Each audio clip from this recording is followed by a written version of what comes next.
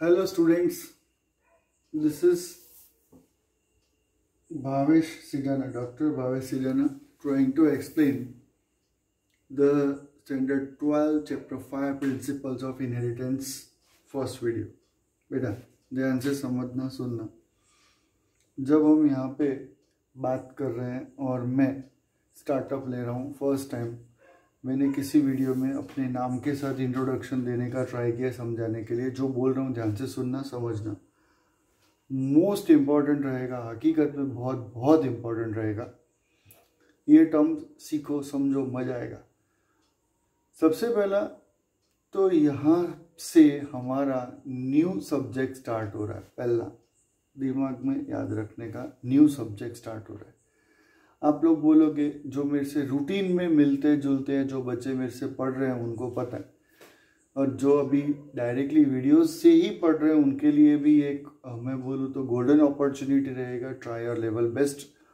और हमेशा मैं मेरे हर एक वीडियो के अंदर बोल रहा हूँ कि I am trying my level best. Still teacher is always a learner, but I am trying my best to learn, to explain, to explore and to teach. अब ये जेनेटिक्स है ना, वो बहुत यूँ बोलूँ तो बहुत खतरनाक काम का है, यूँ बोलूँ तो बहुत ईजी है, लिटरली ईजी है।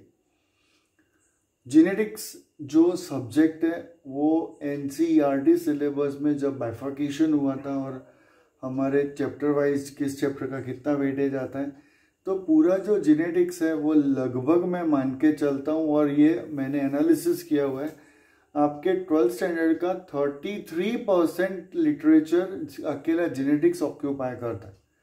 और इसके अंदर आपको 2 चैप्टर्स पढ़ने के आएंगे। Chapter number 5 principles of inheritance and variations, और उसके बाद चैप्टर नंबर 6 आता है जिसको हम बोलते हैं मॉलिक्यूलर जेनेटिक्स, मोल जेनेटिक्स, और उसके बाद बायोटेक्नोलॉजी के 2 चैप्टर्स। मतलब ये टोटल 4 चैप्टर्स मिला के बायोटेक्नोलॉजी अगेन इट इज जो बेस फाउंडेशन है वो जेनेटिक्स है, उसकी ब्रांच है। और together all this 4 chapters occupy the 33% weightage. और बहुत डिटेल में जा रहा है, हकीकत में डिटेल में जाता है। I will try to explain my best way, but I need a little bit a small help from your side. What is help? कि बेटा आपको जो चीज़ अच्छी लगती है वो अप्रिशिएट एक टाइम पे नहीं करोगे चलेगा। लिटरली मैं नहीं चाहता आप कोई चीज़ अच्छी लगे उसको अप्रिशिएट करो मेरी पर्टिकुलर टीचिंग के अंदर या जो मैं पढ़ा रहा हूँ उसमें। लेकिन आपको जो कॉन्सेप्ट्स में डाउट होए, अभी तक के हिस्ट्री में कोई भी बच्चे ने मेरे को चैट बॉक्स के अंदर या कमेंट्स के अंदर कोई क्वेश्चंस नहीं पूछे। अगर क्वेश्चंस पूछो उसका आंसर दे और नेक्स्ट वीडियोस के अंदर अपडेशन ले तो मजा आएगा।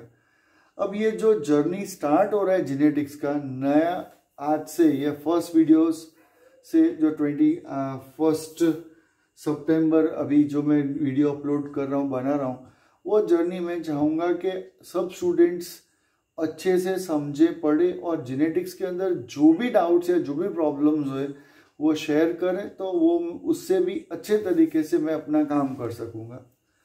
जैसा जेनेटिक्स हम स्टार्ट कर रहे हैं बेटा, सबसे पहला काम जेनेटिक्स के अंदर हमको 2 वर्ड समझने के। एक वर्ड आता है जिसको हम बोलते हैं, it is just say to be the introductory discussions. एक वर्ड आता है जिसको हम बोलेंगे that is inheritance. What is inheritance? Inheritance said to be the delivery of characteristics from generation to generation.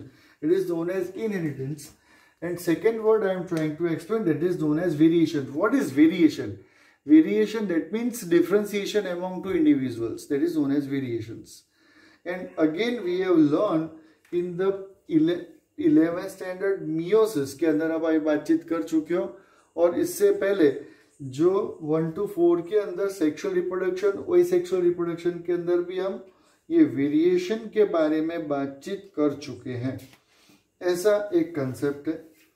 यहाँ पे हम बात कर रहे हैं चैप्टर नंबर 5, और chapter number 5 principles of inheritance के अंदर यहाँ पे 5.1 that is Mendel's law of inheritance। This is just say to be the title from page number 70. Mendel's law of inheritance. What is Mendel's law of inheritance? Mendel's law of inheritance, just I can say or speak the word regarding Mendel's. I cannot speak regarding Mendel's. हकीकत में मैं Mendel जो scientist हो गए उनके बारे में बात करूँ ऐसी मेरी औकात ही नहीं है, क्योंकि जो मेंडल थे जब उन्होंने काम किया तब जेनेटिक्स का पूरा ब्रांच उन्होंने डेवलप कर दिया और उस टाइम पे कोई भी टूल्स उनके पास नहीं थे. Mendel was just a priest, वो एक चर्च के पादरी थे और अपने फ्री टाइम के अंदर वो रिसर्च करते थे, फंडामेंटल डिस्कशंस कर रहे थे. और मैं कभी बच्चों से बोलता भी हूँ बेटा कि मेंडल की आत्मा 45 साल तक भटकी थी. अभी मेरी उम्र 46 साल हो गई, 46 ईयर्स आई एम ओल्ड. तो 45 साल तक भटकी थी, को किसी ने उनके वर्क्स को अप्रिशिएट नहीं किया था जो ये काम करके गए. मेंडल्स ने अपने काम के अंदर बहुत सारे लॉज डेवलप करे, उनके 4 लॉज हमको स्टेप बाय स्टेप पढ़ने के. और कभी मैं हमेशा जब भी मेंडल स्टार्टअप करता हूँ मैं एक स्टेटमेंट बोलता हूँ कि मेंडल्स जो लॉज जो हैं वो सारे के सारे मेंडल्स लॉ को अलग अलग चैलेंजेस मिल गए, लेकिन मेंडल्स के एक लॉ को फाउंडेशन ऐसा कंक्रीट वर्क हम बोलते हैं कि जिस लॉ को आज की डेट में कोई भी चैलेंज मिला नहीं है.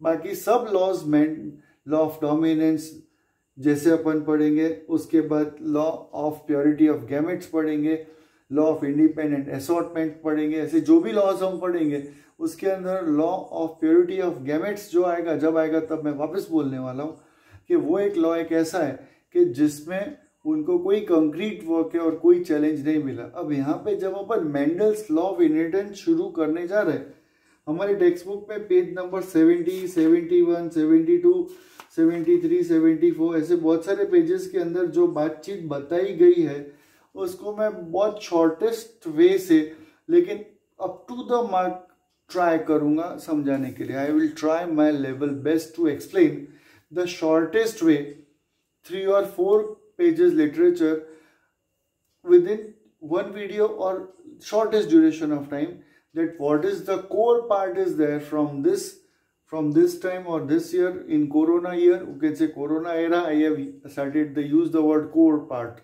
hard word, keywords. So if you focus, just I have checked the paper, जब ये नीट का पेपर क्या लास्ट संडे हुआ, तो नीट के पेपर में मैंने पूरा एनालिसिस किया हुआ है और वो एनालिसिस के अंदर जितने मेरे keyword, circle, underline, commented, comma start या कोर पार्ट जो मैं बोलता हूँ वो वर्ड्स के अंदर से लगभग मेजॉरिटी आपस में लगभग बोलो तो 80 क्वेश्चंस ऐसे थे कि जो circle, underline, commented, comma start, comment, comma over या 5 स्टार या कोर पार्ट वर्ड में से निकले. मतलब कोई स्टूडेंट्स अगर चाहे नीट की प्रिपरेशन करने के लिए तो सिर्फ मेरे वीडियोस देखे, समझे, रिवाइज करे और जो वर्ड मैं core part, circle this word, comment, comma start ऐसे बोल रहा हूँ उतने ही वर्ड्स को सर्कल कॉन्सेंट्रेट कर तो लगभग 80 क्वेश्चंस 320 मार्क्स आसपास के जो क्वेश्चंस बायो पोर्शन में से नीट में थे वो कवर अप हो सकता है, लेकिन संभालना पड़ेगा बेटा. अब जब मेंडल को हम समझने का ट्राई कर रहे हैं, डिस्कवर करने का ट्राई कर रहे हैं, तब मेंडल साइंटिस्ट ने अपना काम स्टार्ट कैसे किया वो कंसेप्ट हम बातचीत करेंगे. तो सबसे पहले मेंडल भैया ने, या मेंडल साइंटिस्ट, सॉरी यार मैंने वर्ड बोल दिया भैया, मेंडल साइंटिस्ट ने टॉल प्लांट्स लिए, टॉल प्लांट्स, और सामने शॉर्ट प्लांट्स लिए, शॉर्ट प्लांट्स. उन दोनों का उसमें उन्होंने क्रॉस कराया. टॉल शॉर्ट में से किसी को भी आप मेल और फीमेल कंसीडर कर सकते हो. ओके, यहाँ पे सीधी शुरुआत हो रहा है George Mendel. Okay, 1956, 1983 law of inheritance उन्होंने डेवलप किया. लेकिन जो भी एक्सपेरिमेंट्स करे उन्होंने वो एक्सपेरिमेंट्स किस तरह से करे, तो सबसे पहले टॉल प्लांट लिए, शॉर्ट प्लांट्स लिए. टॉल प्लांट्स को उन्होंने पेरेंट कंसीडर किया. ओके, अब F1 जनरेशन में, F1 जनरेशन मतलब फाइनल 1 जनरेशन में जो प्लांट्स मिले वो फाइनल 1 जनरेशन में उनको सारे के सारे टॉल प्लांट्स मिले. अब आप बोलो सर ये कैसे हुआ, तो reasons for Mendel to select pea plant, एक साइड में मैं लिख रहा हूं पी प्लांट। ये पी प्लांट के ऊपर हम सब डिस्कस कर रहे हैं। जो पी प्लांट्स हैं, जो पी प्लांट है वो मेंडल भैया ने हाथी घोड़ा कुत्ता बिल्ली क्यों पसंद नहीं किया, पी प्लांट ही क्यों पसंद किया? पहला तो ये दिमाग में क्वेश्चन आता है। तो reasons for Mendel to select pea plant for his research work, scientific questions कई बार पूछा जाता है कि मेंडल भैया थे, उन्होंने हाथी घोड़ा कुत्ता बिल्ली क्यों पसंद नहीं किया, पी प्लांट ही क्यों पसंद किया? तो यार इजी है ना यार, शेर को अगर पसंद करोगे एक्सपेरिमेंट में तो शेर के दांत कैसे गिनने जाओगे, उसके कैरेक्टरिस्टिक्स कैसे देखोगे? तो सबसे पहला सेफेस्ट वे हम देखेंगे, फिर हम हमारा काम करेंगे। तो जो मेंडल थे, प्रिस्ट थे, उन्होंने सबसे पहला काम क्या किया? तो कौन से प्लांट के ऊपर रिसर्च करेंगे, काम करेंगे? तो उन्होंने पी प्लांट पसंद किया। तो reasons for Mendel to select pea plant, generally pea plant possess bisexual flower. Okay, with the emasculation pattern method you can make a flower male or female. Generally it shows self pollination with, but cross pollination can also be possible, but that is for human end. मतलब जो P plants है उनको अगर आप खुद चाहो तो आप वो प्लांट का मेल फीमेल खुद बना सकते हो। मतलब टॉल एक प्लांट लिया, शॉर्ट एक प्लांट लिया, अब टॉल में से जो हमने आगे पढ़ा था एमेस्कुलेशन, बैगिंग, रीबैगिंग टेक्निक आगे के चैप्टर्स में हम पढ़ चुके हैं, वो मेथड यूज करके उन्होंने मेल के पोलन ग्रेन्स फीमेल पे डस्टिंग की और फीमेल जो प्लांट था उसी के ऊपर फ्लावरिंग फ्रूटिंग होगा, पोड्स आए, बीज निकले और वो बीज को जमीन में उगाया और उनका फिजिकल कैरेक्टरिस्टिक्स देखा तो उसको अपन बोलेंगे टॉल। अब यहाँ पे दो वर्ड मैं लिख रहा हूं, एक को genotype, phenotype. Phenotype stand for physical character, genotype stand for genetical makeup. मतलब यहाँ पे जो मैंने टॉल, शॉर्ट, टॉल लिखा, वहां पे मैं फिनोटाइप की बात कर रहा हूं। फिनोटाइप मतलब फिजिकल कैरेक्टर। तो physical character P stand for parental. Tall plant, short plant, F1 generation में सारे के सारे उनको टॉल प्लांट्स मिले। जब उन्होंने देखा कि चलो ना F1 जनरेशन को सेल्फ पॉलिनेशन में जान देते, आगे क्या होता है, तो F2 जनरेशन में उनको टॉल प्लांट्स भी मिले और उनको शॉर्ट प्लांट्स भी मिले। अब यहाँ पे उनका माथा ठनका, दिमाग में बत्ती जलाओ, मेंटोस खाओ, है ना। जिस तरह से हर सब्जेक्ट में अलग अलग साइंटिस्ट होते हैं, फाउंडर होते हैं, पायनियर होते हैं, और एक कॉमन है एप्पल नीचे क्यों आया, ऊपर क्यों नहीं गया, आइंस्टाइन न्यूटन बन गए। उसी तरह से मेंडल के दिमाग में बल्ब बत्ती जली और उन्होंने सोचा यार, अपने आप से क्वेश्चन रेज किया। ध्यान से सुनना, क्वेश्चंस हमेशा पूछने के। जब आप क्वेश्चन रेज करते हो अपने टीचर से, तब टीचर सोचते हैं, बच्चे सोचते हैं और एजुकेशन का काम होता है। मैंने कभी किसी जगह सुना हुआ है, ध्यान से समझना, क्योंकि मैं पढ़ाते पढ़ाते कभी ऐसी बातें भी करता रहता हूँ। क्योंकि यहाँ पे कोरोना काल के अंदर यही एक मेथड है बेटा, यही एक टूल है जिससे हमको, मेरे को पर्टिकुलर पढ़ाने का है आप सबको। और थैंक यू है, मेरे सब्सक्रिप्शन भी बढ़ रहे, 180 तक हुए, जो कि मेरे टोटल स्कूल की स्ट्रेंथ बोलूँ तो 75-74 है। मतलब कई ऐसे भी बच्चे हैं कि जो मेरे स्कूल के नहीं हैं, लेकिन फिर भी वो वीडियोस में देख रहे हैं, सीख रहे हैं, समझ रहे हैं, उनके लिए बातचीत कर रहा हूँ। यहाँ पे जब हम जेनेटिक्स देख रहे हैं बेटा, हकीकत में बहुत मजा आएगा, बहुत बहुत मजा आएगा। और मैं यो बायो बहुत अच्छे से पढ़ाता हूँ, ये मेरा पैशन है। लेकिन साथ में एक और भी बता देता हूँ कि जो बायो के अंदर जो जेनेटिक्स है ना, वो तो मस्त है, मेरी मास्टरी है जेनेटिक्स के अंदर। Sorry, I am accepting here कि genetics I can teach little bit good, I can not appreciate, क्योंकि मैं ऐसा मानता हूँ कि जिस दिन किसी टीचर ने और जिस दिन किसी स्टूडेंट ने यूँ बोल दिया बापू वो सब्जेक्ट का कहाँ बन गया, उस दिन वेरी नेक्स्ट डाउनफॉल है। मतलब कोई भी एक वर्ड को भी तुम नहीं कॉन्कर कर सकते, इतना सारा नॉलेज इस दुनिया में अवेलेबल है, नो वन। तो ऐसा कभी सोचने का नहीं कि आपको इतना डिटेल में आ जाएगा, नो नेवर, याद रखना। और किसी एक थिंकर ने जब भी मैम बातचीत कर रहे हैं, ओके, बोलते हैं ना ज्ञानी से ज्ञानी मिले होए ज्ञान की बात, और गधे से गधा मिले होए लातम लात। हम एक टीचर से बातचीत कर रहे थे, मैं कोई भी टीचर का नाम नहीं लूंगा, ओके। वहां पे उन्होंने बोला कि when there is education is going on there must be two way communication. If it is one way, मतलब टीचर ही बोल रहे, बोले जा रहे, बच्चा कुछ नहीं बोल रहा, कोई रिस्पॉन्ड ही नहीं कर रहा, इसका मतलब वहां पे ट्रू एजुकेशन का कत्ल हो गया। मतलब टू वे कम्युनिकेशन होना चाहिए। और study education gives develops the brain, हमको ब्रेन बनाने का, ओके। अब ये क्यों बातचीत कर रहा हूं, क्योंकि यहाँ पे वही बात है, एप्पल नीचे क्यों गया ऊपर क्यों नहीं गया। तो मेंडल भैया बोले यहाँ पे कि मैं पेरेंट्स ले रहा हूं, पहले टॉल लिए शॉर्ट लिए, तो F1 जनरेशन में सारे के सारे टॉल प्लांट्स क्यों आए, पहला क्वेश्चन। अब F2 जनरेशन में टॉल भी आए और शॉर्ट भी आए, ऐसा क्यों। तो उसके बेस पे उन्होंने कुछ बोला कि factor is present in this plant body. यहाँ पे मैं प्लांट ड्रॉ नहीं कर रहा, हाइट बड़ा हाइट छोटा, something is present in this plant body या some factor is present in this plant body which is responsible for making this plant taller, and that factor is present in pair, and that pair one is dominant one is recessive। मतलब वो समझाने के लिए अगर मैं ये लिखा phenotype physical character, अब मैं जीनोटाइप ग्रीन कलर के पेन से लिखूं तो टॉल के लिए कैपिटल टी, शॉर्ट के लिए स्मॉल टी। सॉरी, अभी अगर मैं घड़ी देखूं, घड़ी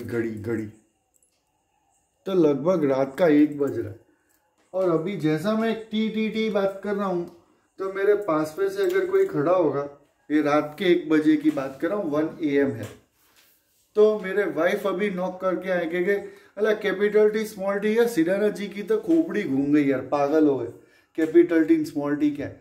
मतलब जब भी आप जेनेटिक्स पढ़ रहे हो, जोर से पढ़ रहे हो, तो आपके अड़ोसी पड़ोसी किसी को लगना चाहिए कि ये कैपिटल टी स्मॉल टी है। आप तो नर्सरी में पढ़ रहे हो, नर्सरी में नहीं पढ़ रहे बेटा।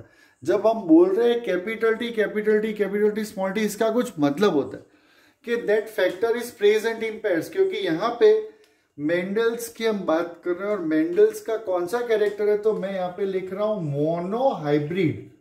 मोनोहाइब्रिड की मैं बात कर रहा हूं। मोनो मतलब मैं बोलूं इसमें कैरेक्टरिस्टिक्स कितने हैं, तो मेजॉरिटी बच्चे, आज तक मेरे को एक स्टूडेंट नहीं मिला जिसने जवाब दिया ओके सर ये एक कैरेक्टर है, कैरेक्टर 2 है। मैं बोलता हूं no, character is 1, that is height of plant. अब height of plant appears 2 way, tall plant and short plants 2 way appear होता है, टॉल प्लांट और शॉर्ट प्लांट्स। और जब टॉल प्लांट्स और शॉर्ट प्लांट्स आया, यहाँ पे टॉल प्लांट्स मिले, उनको फर्स्ट जनरेशन में टॉल प्लांट्स मिले, तो उन्होंने बोला कि टी फैक्टर डोमिनेटेड है। मतलब यहाँ पे अगर जब मैं गैमेट्स बनेंगे तो टी गैमेट्स, ये स्मॉल टी गैमेट्स और टी, ये यहाँ पे लाइनें खींचना भी बेटा सीखना, किस तरह से मैं लाइन खींचता हूँ वो भी बहुत इंपॉर्टेंट है। अगर ये टी इसके साथ जाए तो कैपिटल टी स्मॉल टी, ये टी इसके साथ जाए तो कैपिटल टी स्मॉल टी, मतलब एक ये मैं इसको ऑल्टरनेट ले रहा हूँ। यहाँ पे फिर से देख लो, ये टी और ये टी मतलब कैपिटल टी स्मॉल टी, ये टी इसके साथ गया मतलब कैपिटल टी स्मॉल टी, मतलब ये चारों कॉम्बिनेशंस देख लो तो 1 इज डोमिनेटेड 1 इज रिसेसिव। और इस कंसेप्ट के ऊपर उन्होंने क्या दिया, law of dominance. Law of dominance मतलब सॉरी नहीं, हकीकत में मैं बोलूं सुनना, एक मेंडल भैया महाराज बोल के गए कि बच्चा अगर गृहस्थी अच्छे से जिंदा रहनी हुए तो मियाँ बोले तो बीबी सुन ले, बीबी बोले तो मियाँ सुन ले, तो गृहस्थी जिंदगी अच्छे से कट जाती है, जिसको मैं मेरे लैंग्वेज में बोलता हूँ लॉ ऑफ डोमिनेंस। रिपीट कर रहा हूँ, बहुत सारे ऐसे इंसिडेंट्स आएंगे जेनेटिक्स के अंदर, मजा आएगा पढ़ने का, हकीकत में मजा आएगा। मैं भजन भी गाऊंगा, कभी कभी सुनना, दिल से पढ़ाऊंगा। तो law of dominance, law, what is the meaning of law of dominance? तो मेंडल महात्मा भैया जी बोल के गए कि बच्चा गृहस्थी अच्छे से जिंदा रहनी है, आगे जाओगे शादी वादी करोगे, अभी से एक रूल सीख लो। मैं भी फॉलो करता हूँ, सॉरी, कि बच्चा गृहस्थी अगर अच्छे से जिंदा रहनी है, लाइफ अच्छे से काटनी है, तो मियाँ बोले तो बीवी सुन ले, बीवी बोले तो मियाँ सुन ले। मतलब दोनों में से एक डोमिनेटेड होता है, जो डोमिनेटेड होता है वही अपना काम करता है। फिर नेक्स्ट कंसेप्ट भी ऐसा आएगा, जब मियाँ भी बोले बीवी भी बोले, दोनों बोले तो पड़ोसी सुने, वो भी बातचीत करूंगा। लेकिन यहाँ पे मस्ट एप्लीकेबल होता है कि बेटा among the alleles, the dominant and recessive, the both alleles are present, always the dominant will give its characteristics, recessive cannot. Okay, अब यहाँ से मैं F2 जनरेशन की अगर गैमेट्स कंस्ट्रक्शन की बातचीत करूं बेटा, तो गैमेट्स इस टी का कैपिटल टी स्मॉल टी आएगा, इस टी का कैपिटल टी स्मॉल टी आएगा।